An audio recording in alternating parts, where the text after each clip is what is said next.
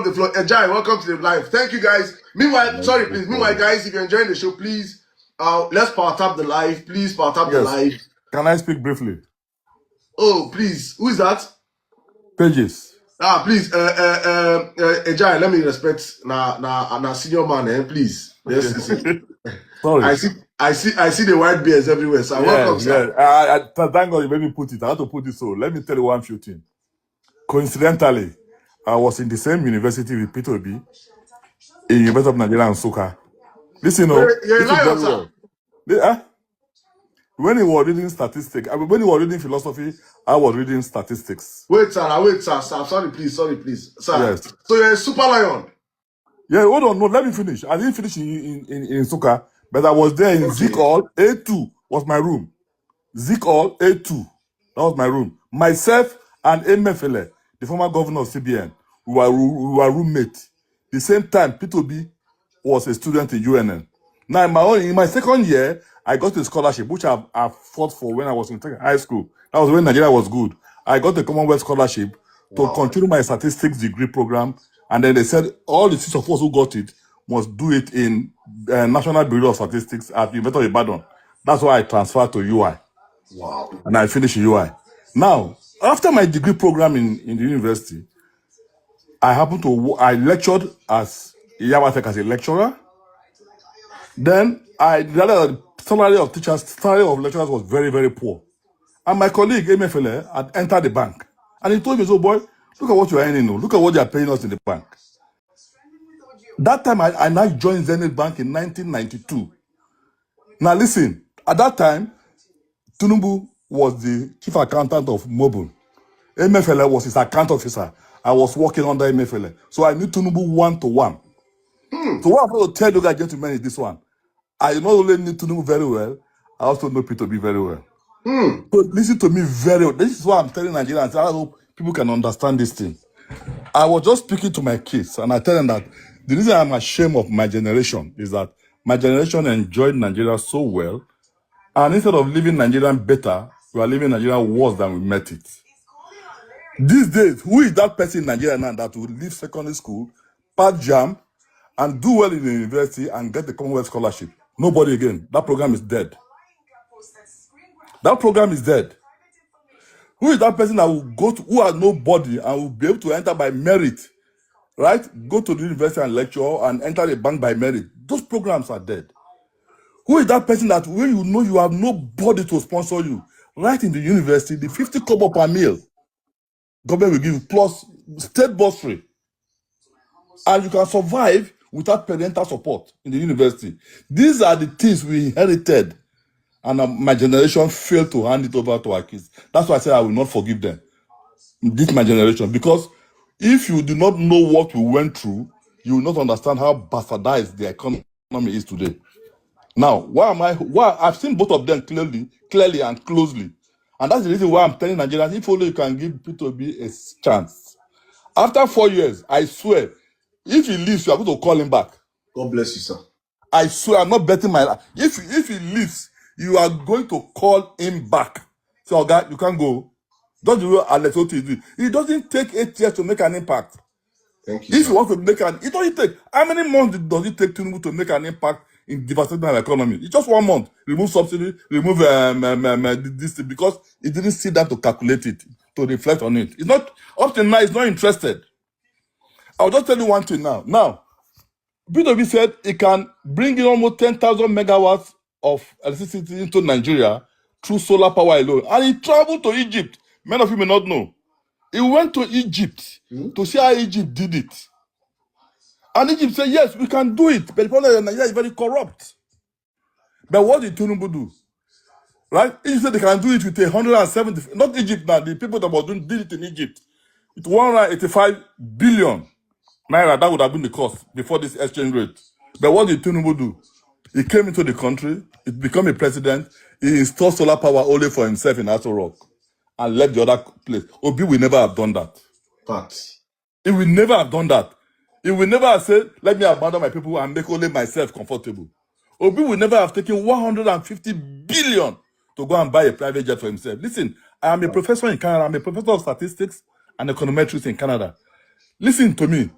15 private jets you have in the presidential fleet. 15. That's what you have in the presidential fleet.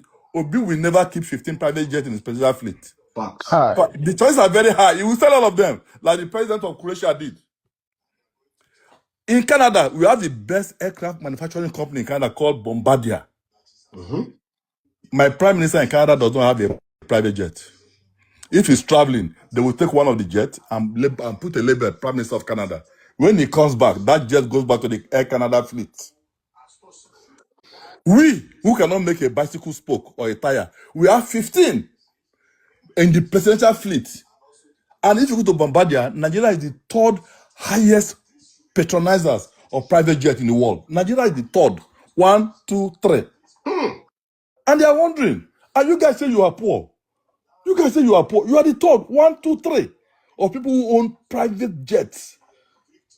That is the problem we have. So we need somebody who will come in and tidy up the economy well and redirect our perception of life and make things easy. Gentlemen, it is possible. A man who is prudent, a man who loves the country and not after his own personal wealth at all costs, can turn this country around. You don't have to be a mathematician or a genius, but just be honest and sincere, because that is the problem our Nigerian leaders are having today.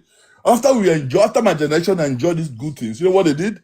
When they came to power, they destroyed the educational system, they established their own. OBJ established a university of his own, Bell University. Atiku went, established his own in Adamawa State. And that is not what leadership is all about. There's no way Obi would have. Look at the teaching hospital I did. I have a friend there who is in Oka teaching hospital. How he built it from scratch to the end. See what he did in the School of Nursing. Not only in Anambra, up to today, he's still funding School of Nursing all over the country. If you've noticed it, he's still funding School of Nursing from his private purse all over the country. We are saying that we are going to a level where we should tell ourselves the truth. I keep saying, if today Tinubu sees me, let me tell you, all of you who are Tinubu supporters, if Tinubu sees me today, he will choose me before you, any of you. Because of our relationship in those days, 93 to 97. Before we lost contact. And 2001, I flew down to Nigeria. I flew down to Canada. I didn't come down because of bad economy. I came to give my children a second opportunity, but I didn't know Nigeria economy would become as bad as this. So I thank God I brought them there. By now, ladies and gentlemen, look at me with my gray hair. I should be in Nigeria now. This is I'm teaching now at the University of Toronto. And Toronto State University, when I'm teaching them advanced statistics, I would have been happy to be teaching it in Unilag or even in Yabatech, rather than teaching it here. It's so painful. And we see people keep supporting this man. This man is not ready to help you turn this country around. Today, Canada is saying that we are willing to come and help Nigeria fix the electricity. Manitoba province came to Canada, came here to come and help came to Nigeria to come and fix Nigeria electricity. And bribery was all what they were asking for. They said, no, what is bribery? We said we want to come and help you. You have only 4,000 megawatts, which is not enough of what McMaster University uses every year. We want to come and help you fix this because you have every natural resources here. Your water system is pure and clean. Your solar system is wonderful. You have the rainforest. You have the Sahara system. You have the Sahara. Let's help you fix this thing. And you have the market, 250 million people. Honestly. Yes, we didn't want to do it. US is willing to do that. Germany is willing to do that. If only we can get somebody who is honest at the top there. Say, gentlemen, okay, I'm tired. I want to do it. Look at what happened the last time. You know, when he borrow money, Nigerians in US and Canada walked to the IMF office in US and said, look, stop borrowing this man money. Stop loaning this man money. Stop loaning this man money. IMF was so ashamed. Said, look, this guy is not using this money to develop the contract he told you. Look at this. He's loading his friends. Shaguri, for instance, he took 8 of his top projects. It's in the hand of one man, Shaguri, who is not a Nigerian. 8 of your major projects. He had borrowed 48 billion so far. 8 of the major projects, which is 41 billion, it's in the hand of one man, Shaguri. My God. If that man want to finish Nigeria today, it's very easy for him. But why did he do it so? He had his reasons. He's not a fool. Don't ever make that mistake. Tinubu is a very intelligent man. Don't make that, even if he say bala blue, alayo, now why you? He's a very intelligent. You know exactly what he's doing. So what I'm only begging now, especially when I say this young Nigerians, you don't know what you missed when Nigeria was good. I don't know, especially if you are below 40, 45. You don't know anything. What will miss? If you know, you would have stoned him out of office by now.